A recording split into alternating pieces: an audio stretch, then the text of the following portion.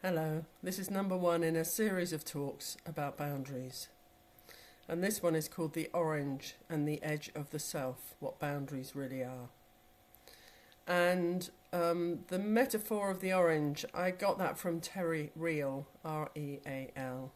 I just think it's a great metaphor for the way that boundaries work. So, number one, the orange and the edge of self, what boundaries really are. When people talk about boundaries, they often mean rules or lines or something you put up once you've already been hurt. That misunderstanding causes a great deal of suffering. Boundaries are not rules.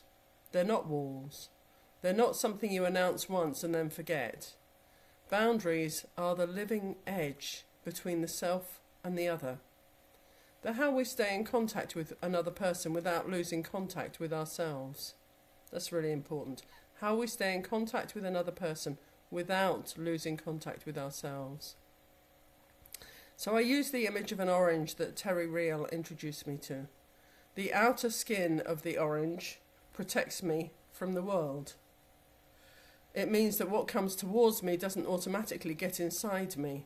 Other people's moods and judgments, projections or disappointments can land on the surface without bruising my core. The skin lets me stay in relationship without being constantly invaded.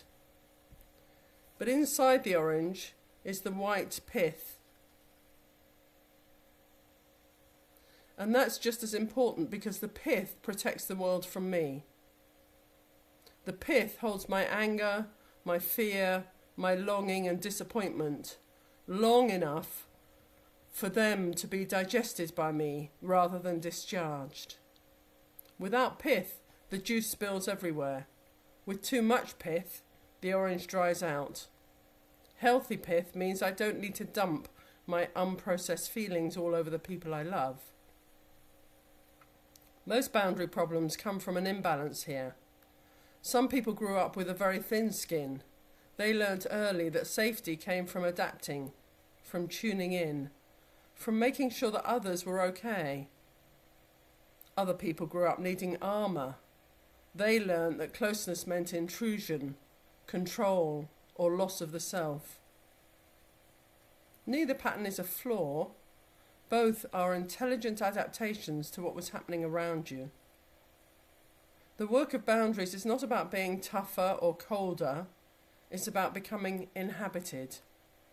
About knowing where you end and the other begins without collapsing or attacking. A healthy boundary allows contact without invasion and expression without harm. It allows you to stay present with difference, disappointment, and desire.